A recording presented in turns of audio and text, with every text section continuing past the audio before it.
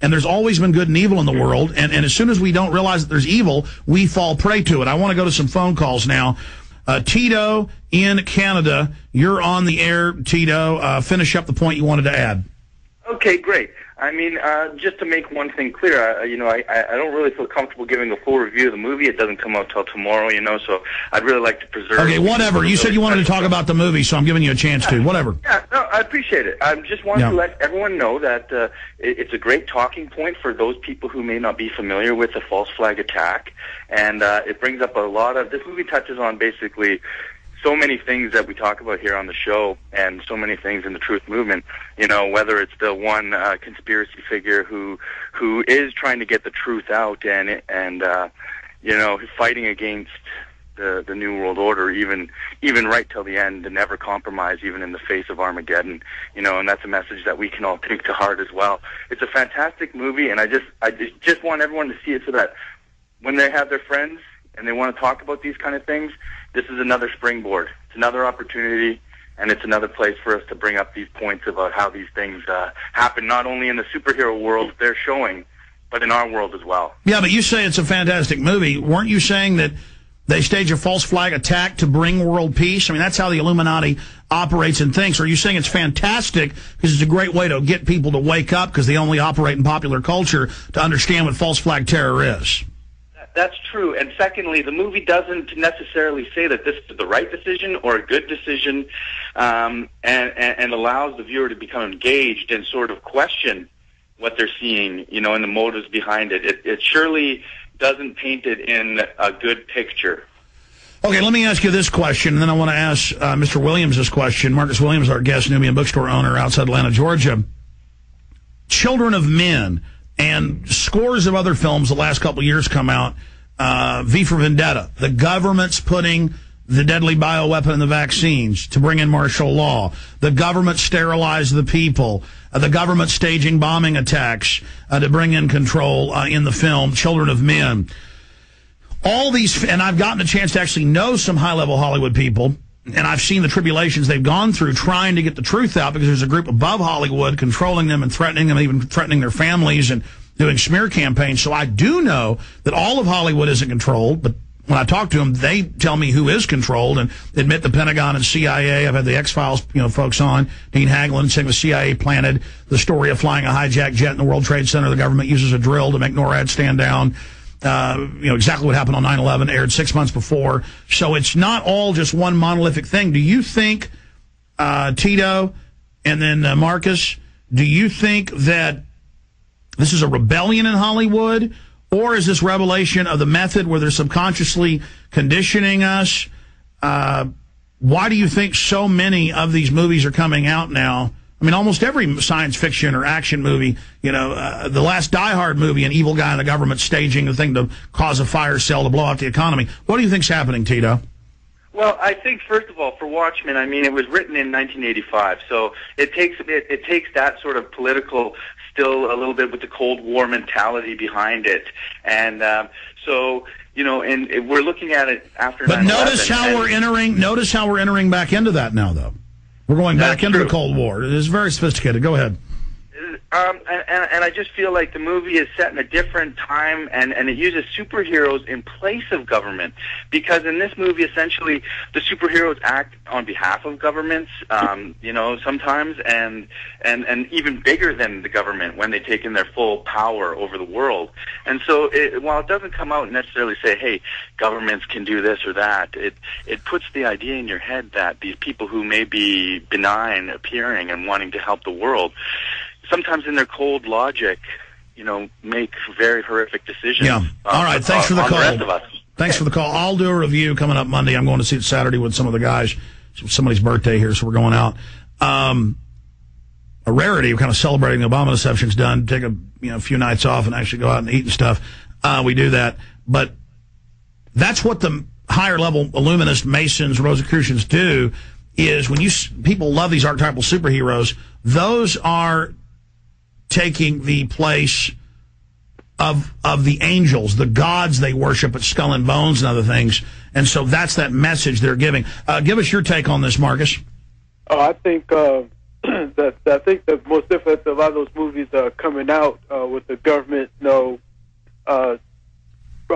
doing, I guess, evil things against the public. When you guys were talking, I was thinking back to the whole Oklahoma City bombing, where I think it was the governor's brother, so was the governor or the mayor who had wrote a book. Yeah, the governor's brother wrote a book, right, where a Tim McVeigh bombs the federal building exactly as it happened. Go ahead.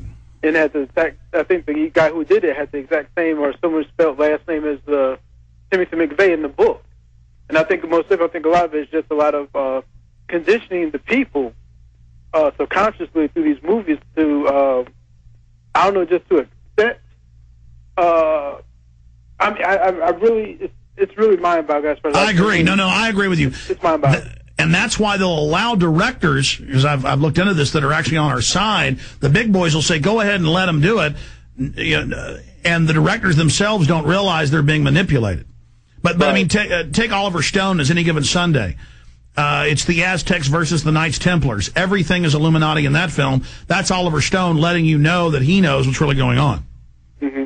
But we see, a lot of times within the movies, we see a lot of the symbolism and storylines and stuff. It's just a mirror of what's going to happen in the future or what's going on right now in reality. Take New Orleans.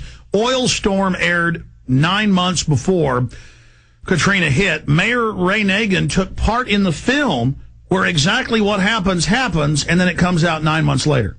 Right, and it was also reported that Mayor Nagin also had told was it Louis Farrakhan that that they in fact did bomb the levee.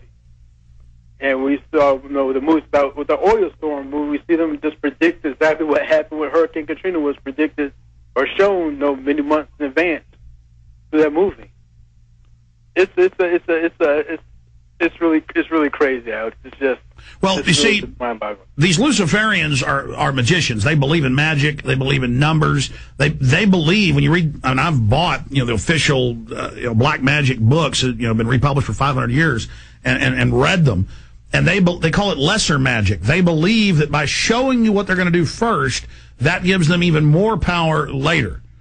The Native Americans call it counting coup. They would have a little soft club, and in a fight, if they were really a big warrior, especially in fights within the village, to test, if somebody wanted to challenge them, they would do death blows repeatedly. And then after they'd counted coup 5 or 6 times, see, I could have already killed you 6 times, then they'd pull out the real club with the big rock and kill them. So this is counting coup. So if I got a quick question for you that I wanted to ask you, as far as, what would you, with everything that's going down with the economy, with Obama sending more troops to Afghanistan, what do you think would be like the best action, I guess, that people would, what can the people do as far as trying to counterattack what's going on with the economy and everything? Specifically, is that 2 questions or? Just specifically as far as, what do you think that the people should do like through my bookstore, like I always give away, information and stuff to try to wake up people to, certain things that's going on within politics, health, and etc. But as far as I think that, as far as trying to come up with some type of group or network, really have a real positive effect of real change. Yeah, well, I think just resist. Demonstrate, call into talk shows, make films, make blogs, point out there's a shadow government. It's what the Obama deception does. Point out that, hey, forget Obama. Forget Bush. There are the puppet masters behind the puppets. Things are only going to get worse until we arrest these bankers, until we arrest the New World Order. And talk about that as a solution instead of getting caught up. I know you know this, but for the general folks out there want the solution, to not get caught up in the false choices they give us and debate just that limited universe of ideas they give us and expand out into the larger universe of ideas and really get more aggressive and say, you're a pack of Madoff criminals like Bernard Madoff that are looting and robbing. You are criminal. You are destroying things by design. And just educate people one person at a time to how illegitimate this is until the system just loses all credibility, and then we can take it back. and educate the police and military not to go along with martial law, and defend the Second Amendment, and expose that, stand up to Democrats and say, look at you. You attacked Bush for doing all this evil, but now you're for it because it's Obama and you feel like he's your man and you've got a seat at the table. You're a sucker. I think being aggressive and in people's faces is the way to go. So many people are nice about it and kind of, creep up. And I know you think I'm a kook, but there's a new world order. All the time for that's over. We need people to be bold.